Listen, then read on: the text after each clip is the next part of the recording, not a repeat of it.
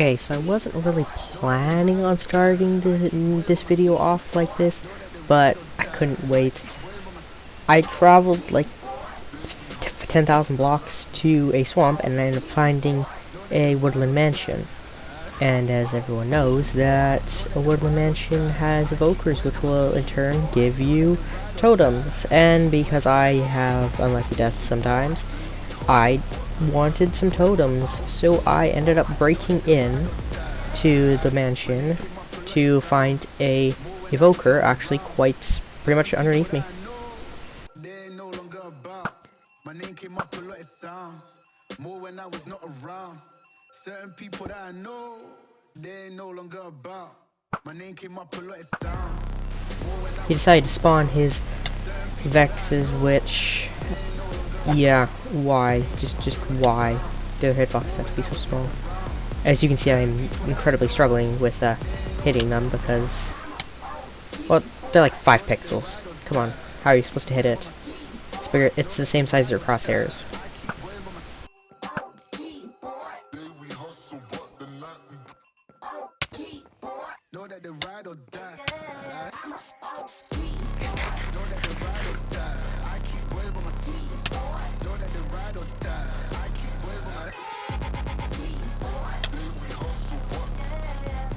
Yeah, I take full shame in not being able to hit them.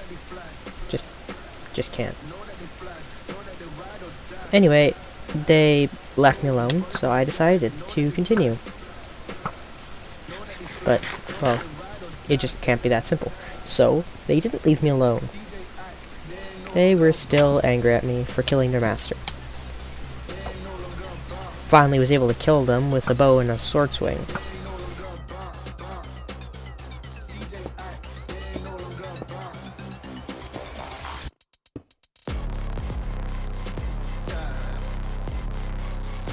And because I didn't mention, the entire reason why I was at the swamp originally and found this is because I actually need slime balls, which you will see shortly of why I needed slime balls.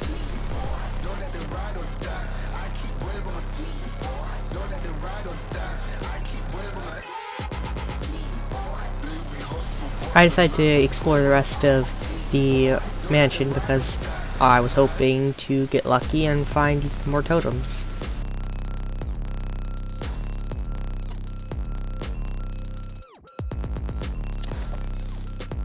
I ended up getting one more totem. Sadly, it wasn't the 3 that I was crossing my fingers to get, but 2 is good for now. You know, get the post-mortal achievement if needed. So, as you can see, this is the reason why I need the slime balls, is actually to make a sand duper, because the amount of concrete and glass that I would need, which you'll see later, is an astronomically high amount. So as you can see, it works. The reason why the chests are there is because I tried this in test world and the sand actually kept falling, so the chests are just there because redstone can pass through them and sand won't fall. If you are wanting to build one for yourself, it's quite loud. So, while doing the sand duping, I was lazy to make a chunk loader, and because, like Green says on Hermitcraft in his hardcore world, the reason why he doesn't have a chest plate on when he's playing is because he's so used to having a elytra on that if he were to jump off of something without his elytra, he would die. And that's what happened to me, regrettably. But after getting all my stuff back, eventually, still don't have any XP source at this point, I had to trade with villagers another 2,700 and something like that, along those lines. Yeah. But I did get my stuff back, thankfully. I decided to make the outline of the giant base. I kind of was hoping to go for more on the cyberpunk side, just because it's futuristic sci-fi, which I love doing. I hope to do a lot to this base in future videos.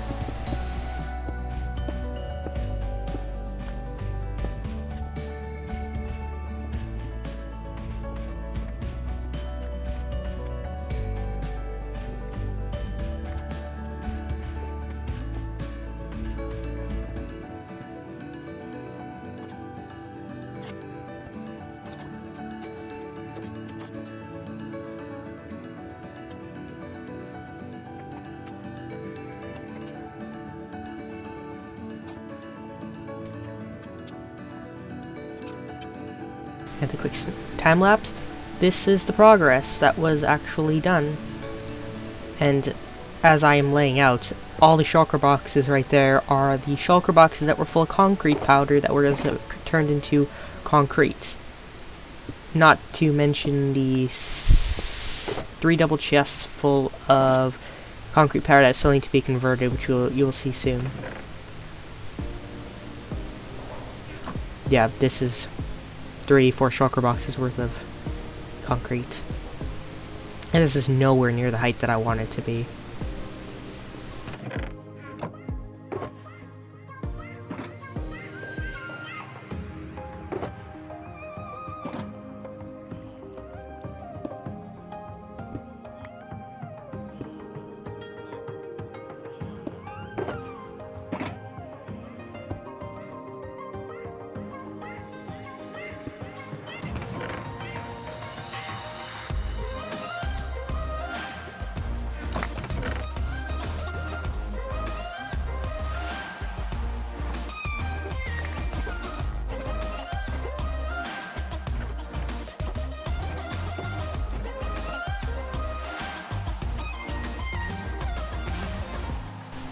Now that I have it all converted, it's time for paint time.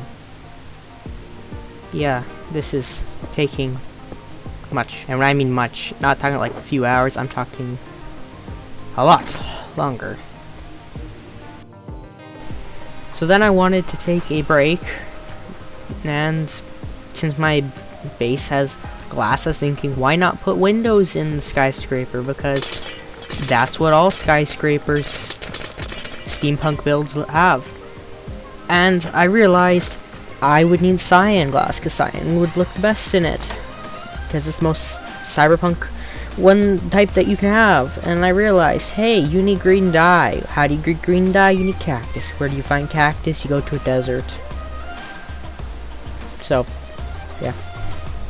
The pirate here docked his ship perfectly. Eventually found a desert, 16,000 blocks away. About a 30-minute flight. Yes, 30-minute flight. Repaired my elytra twice on the way, just by killing mobs with the EXP, because it has mending on it. I was so happy that 30 minutes of my life paid off. Found the desert. Could not have felt more joy. Now only 50% of the absolute pain was over of the flying.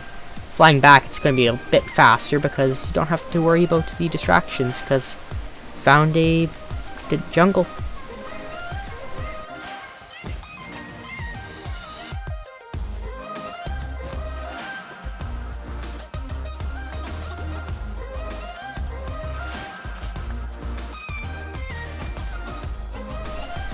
Now, don't ask me what this captain was thinking.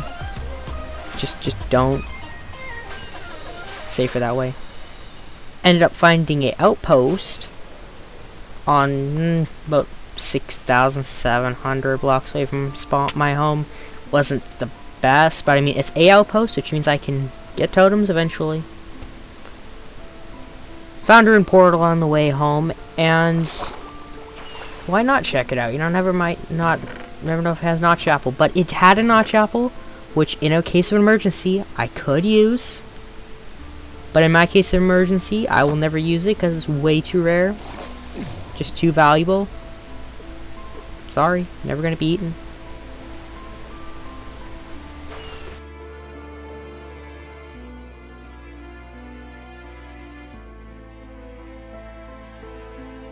I'd eventually gotten home after like 30 minutes of flying. It was quicker because I wasn't distracted by all the stuff that I might have needed. So I've then decided to start on getting the entrance dug out for the storage room.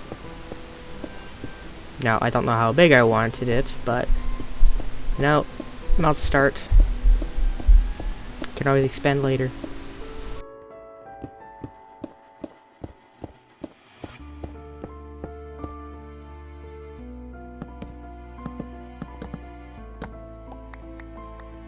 Now, a lot of this digging will be off camera, because who really wants to watch someone dig a giant rectangular hole. Thousands and thousands of blocks being dug up, or hundreds. So you will probably see it next episode, a little bit this episode. Keep in mind of recording the video, I'm still working on it, so this will not be fully finished. Maybe even the episode after that it will be.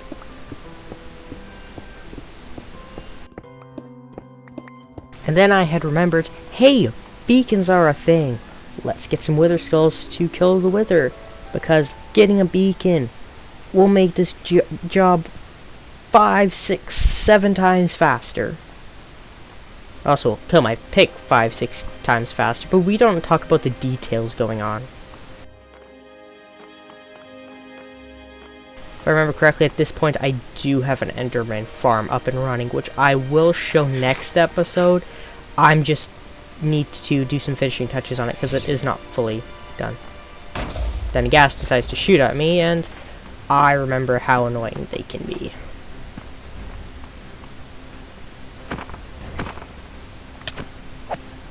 Now, on my second wither I killed, I actually got a skull, which was quite lucky.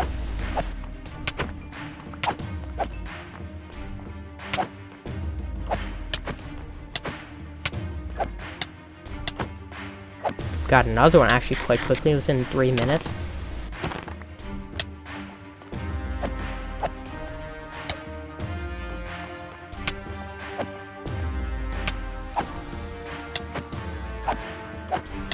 And I end up getting my third one within 5, 6 minutes. So quite lucky. Not the fastest spawn rates, but made a tube to get the villagers up, because how do you power a beacon? With ores. And what's the fastest ore to get without having a headache?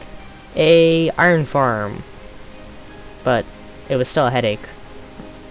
I actually ended up having to remake the farm twice more off camera because redstone wasn't working, villagers were dying because some idiot forgot to put a torch in there because they can die because of the darkness. So that was 4 hours wasted just dealing with villagers, breeding them, putting them back up there. I ended up having to dwindle my entire supply of iron. Now, the reason why I did ice to move the villagers was actually because it's fast to break. Not forgetting that boats go extremely fast on ice, which is going to make a pain getting them through. So, yeah, not my smartest moment.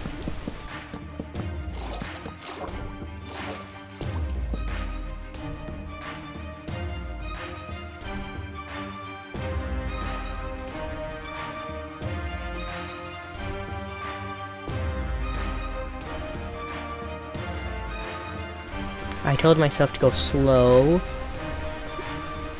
You know, now you would think that this corner would be the part where I fall off into the water and have to boat in the rest of the way. No, it's actually here because I was turning too fast and somehow slipped off. Yep, that's the life of a survival world, dealing with villagers. Ended up getting both of them. Same thing happened with the other villager. So I'm just like, nah, don't care to bother them.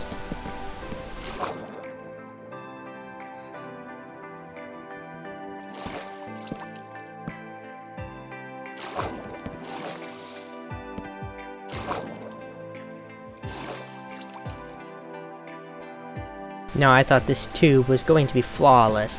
Getting these villagers were going to be a piece of cake, because there's nowhere for them to go except for forwards. Too far away from the job blocks. So, so I thought. Now, this villager was just a willing volunteer. I'll go do it. I'll go. I'll be the good villager. Now, this one saw what would happen, kinda was the smarter one, and just kinda ran off. Now, who knew villagers could actually swim? I mean, full-on dove. Got him back in the boat. And just started suffocating, so I had to act fast, get him out of the boat, forgetting I could just, well, move off to the side and he'd be perfectly fine. thought maybe, just maybe, he'd be the good villager. To get him just to be fine. Started suffocating again. We don't talk about how much I hate villagers and how much I just want to strangle them and kill them. Sometimes. Okay, a lot. But as I said, thought he'd be a great villager. Yeah, he decided to go swimming again underneath the pole I made. Eventually did get him in there. And the willing volunteer, obviously, would be the willing, nice one that would actually go in properly, responsibly, not causing me a headache. But of course, that one was not it. It was the other one. He just decided to commit suicide. Just the pain. He just thought, instead of being the willing, responsible volunteer for the iron farm to help this person on his journey, I'm just gonna commit suicide. Screw him. It's not worth my time. Now, he was not a headache. But now, as I said, I had to get more villagers, because you need 3 for an iron farm. Ended up moving my cactus farm, because as you can see, status update, I had a giant base. Still not done. I still hope to add more details. Made a room for the cactus farm. Now, this is 17 times faster, just digging out. I didn't make it off camera because I was having trouble with the ice and putting them in a specific way to make it look nice and stuff-ish. Still want to do more to this room besides having the cactus farm running. Obviously, I will not cactus all the time, but did eventually finish the iron farm. Got enough iron to make a fully powered beacon. Dang, that was a lifesaver. Greatest long investment of my life.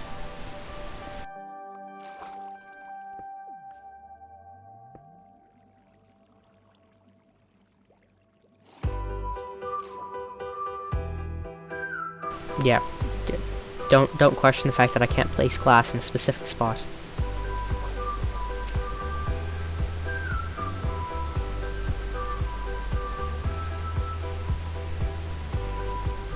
Gave it haste too, because yes.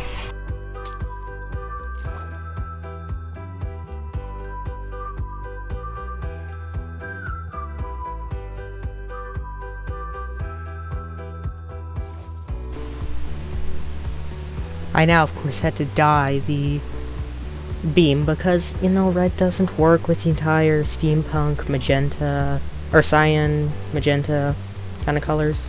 So I decided, hey, let's do it as magenta because it's close enough, and purple.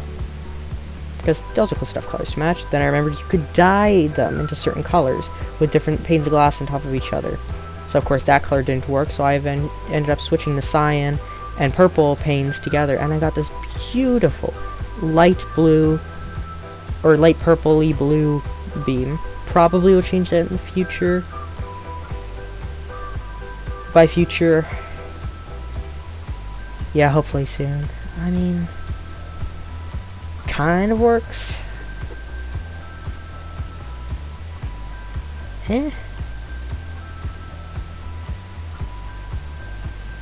So I eventually got bored and went to find some shulker boxes because I had died and I was on a limited supply. Found an end ship that I hadn't looted by mistake. I will take it as a win because I actually just needed shulker boxes. Because I needed to haul a bunch of blocks away.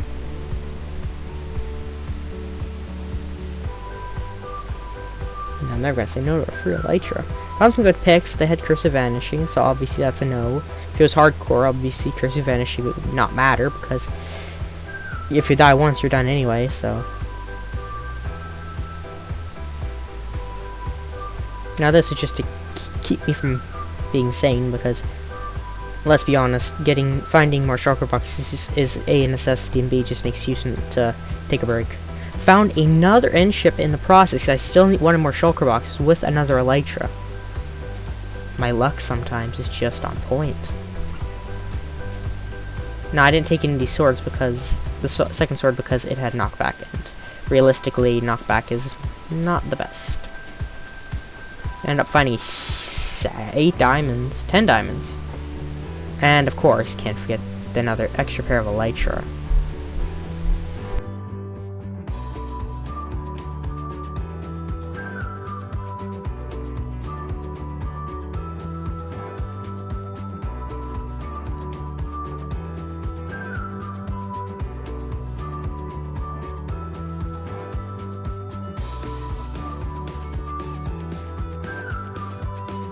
And, well, hoping to head home, I ended up running across another end city with another end ship.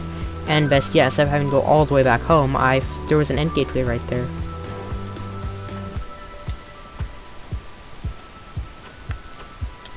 Found, of course, more diamonds, Curse of Binding Diamond Helmet, which is terrible. Just terrible. The worst thing you could have on it. Found some more loot. Actually, pretty much maxed shovel. The only reason I took it is because it has fortune, and if on the off chance I ever do need fortune, I have it. Went back to base. As you can see, I made a super smelter, actually, and a bamboo farm. Because, well, I needed a lot of stuff to smelt. And if I ever needed, well, I have a super smelter.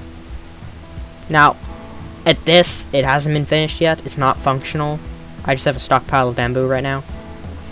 But yeah, that's me not wanting to do it. Because it's redstone. Be honest, how many of us really like redstone, dealing with redstone? So I ended up crafting a bunch of TNT to, again, take my mind off the annoyance, do something else productive, because this is at the end of the week, and I've been working on this entire thing for an entire week.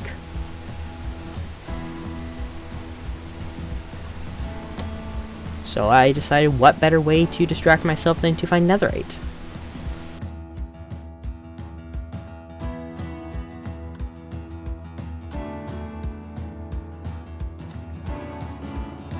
I found my first piece of ancient debris while digging the tunnel. I was kind of happy. You know, one piece down. Only a heck ton of more. So I dug in a straight line till I was hoping to find a lava wall, but I ended up finding basalt instead. Placed 3 stacks of TNT.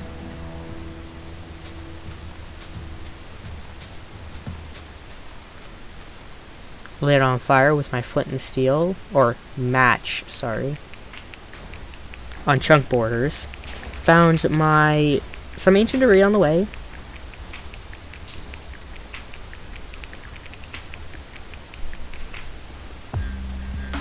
My second and third piece of ancient debris. I was feeling quite confident, because, yeah, just ancient debris. I thought I was going to be quite lucky. I thought I was going to get like a stack easy. I mean, with all the TNT I crafted, why not? It seems very plausible and realistic. Maybe half a stack I was hoping. Half a stack was at least, because I would like to put my sword into netherite form as well.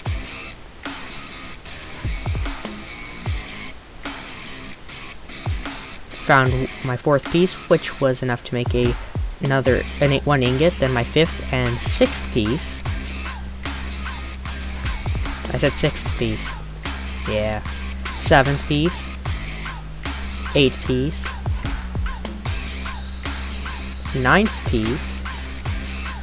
You know, just don't die. Ninth piece. What? Oh, there's nothing.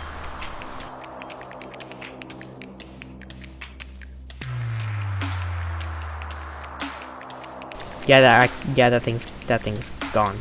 There's no finding it. Ahem. Embarrassed cough. Ahem. Anyway, as I was saying, ninth piece, 10th and 11th, 12th, 13th, and at the end of it, I ended up getting 12 pieces. Hey, super smelter's still not done.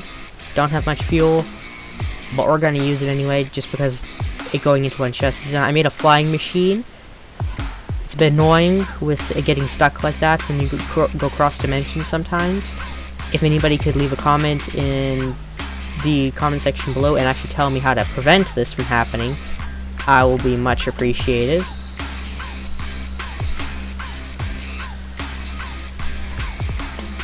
Now, don't question why the fact that some of the bamboo isn't growing. I did fix it later on, off camera. So, yeah. Got 5 pieces of ancient debris, thankfully. Which was enough for my full set of armor. And a pickaxe, because... I mean, a sword upgrade's not that necessity. And instead of doing fortune, which most people use silk touch. And then I get to show you guys my netherite texture pack that I always use. I could not live, or even dream of rocking netherite armor without this texture pack on. I mean, just look at it. You can't lie. It looks quite nice.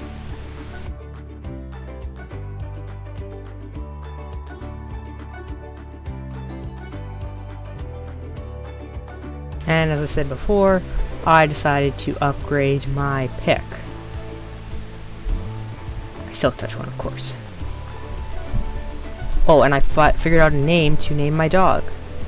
Now, shout out goes to Mythical Magics, because she actually thought of this name on one of my SMPs that was never made it to recording. I decided to name him Pixie. It just sounds like an original name.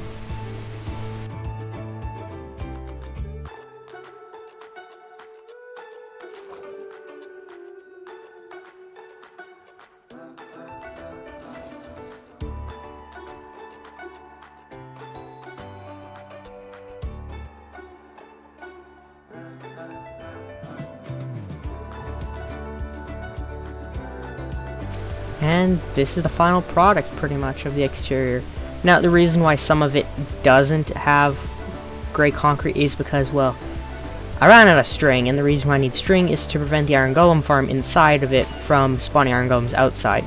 Now, I originally had used snow, but won't match.